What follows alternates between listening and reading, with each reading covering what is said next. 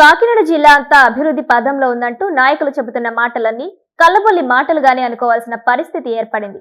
వీడియోలో చూసే ఈ ప్రదేశం ఎక్కడో మారేడుమిల్లి అటవీ ప్రాంతం అనుకుంటున్నారా, లేదా ఫారెస్ట్ రోడ్ అనుకుంటున్నారా? అయితే మీరు తప్పులో కాలేసినట్టే. ఇది కాకినాడ జిల్లా మండల కేంద్రమైన సామర్లకోట నుండి కాకినాడ వెళ్లే కెనాల్ రోడ్డు.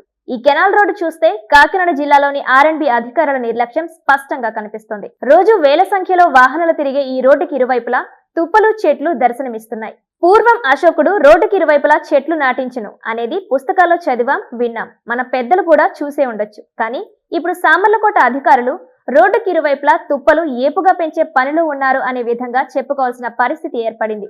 పంచారామ క్షేత్రాలలో ఒకటైన ఎంతో ప్రసిద్ధిగాంచిన శ్రీ కుమారారామ భీమేశ్వర స్వామి ఆలయ సమీపంలో నిత్యం రద్దీగా ఉండే రహదారి తుప్పలు, చెట్లతో దర్శనమివ్వడం వెనుక ఆర్ఎండ్బి అధికారుల నిర్లక్ష్యం స్పష్టంగా కనిపిస్తోంది. ఇప్పటికైనా అధికారులు స్పందించి రోడ్డుకి ఇరువైపులా ఉన్న తుప్పలను, మొక్కలను అలాగే మట్టిని తొలగించాలని ప్రయాణికులు కోరుతున్నారు.